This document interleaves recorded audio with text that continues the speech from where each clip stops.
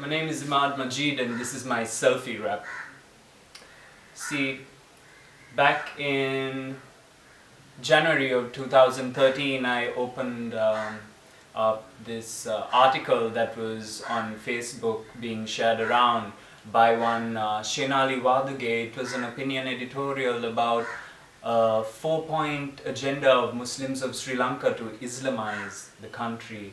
And I found this alarming being a Muslim of Sri Lanka, and so I decided to investigate what this even means to be a Muslim of Sri Lanka and what these ethnic markers stood for. And I wrote this, which is called Thambivamsa.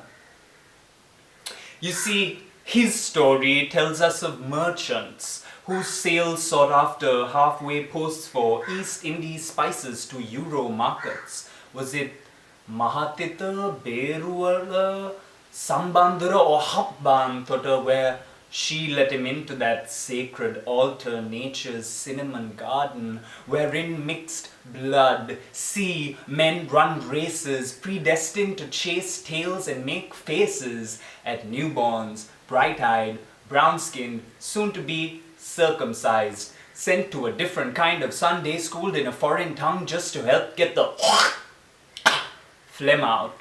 No emphasis on what the words were about. Soon to forget Archie, who mothered Amma, given up for Ummah, then sent to Jumma, cause now it's Friday. Jump out of class to bow your head down to touch the crown with the earth, mother's tile flow, terrazzo, or a soft prayer carpet. No thoughts munching aloud, cause it's sacred, held back like a secret. Then again, just a month before that in December, I saw that the Sunday Times found it apt that their headline should be that the UN would give special privilege to asylum seekers if they were from Sri Lanka, if they were homosexual, lesbian or journalists. Now, I'm not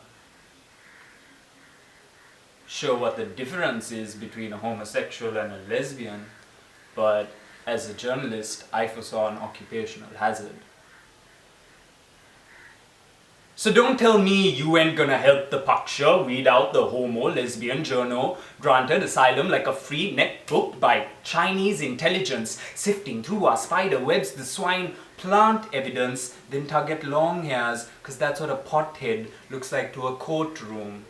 While monks gather unsettled phobic plebes to take shit into their own hands, smother the padlocks of shut stores where they'd otherwise buy their daily needs.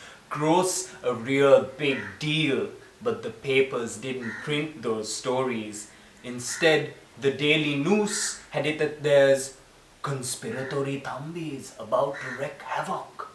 The FUQ, Yavanas, Yonas, one of us, like Alangar Kona Alakeshwara, like I'd corner you, a location where security measures society's insecurity. When the social glue is being sniffed on, you tell me, what do seed men smell like? Salt water? Brine? Rum and whiskey? Oh, but a Mohammedan shouldn't be drinking. You ask me then, what's that tattoo say? Well, not that I'm a criminal or intend to disrupt whatever scheme you put up just to spark shit up when monks rally hundreds to a church. Who are you gonna call? The police? Police. Pigs just stand there, khaki-clad vile vandals. Forget white vans and man, handle a pastor. Then send out a circular demanding they register at the nearest local government authority. As if it didn't register enough when a saffron rogue chucks a stone to state they were here first. Or maybe I didn't hear it right. Or it wasn't written, right?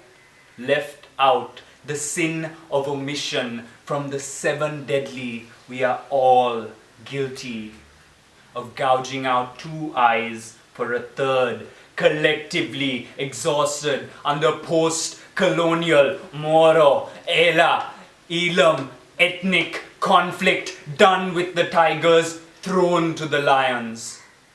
Post-mortem, the sanctity of our nation, a tooth relic busted right out the jaw of a Buddha. Hashtag no selfie.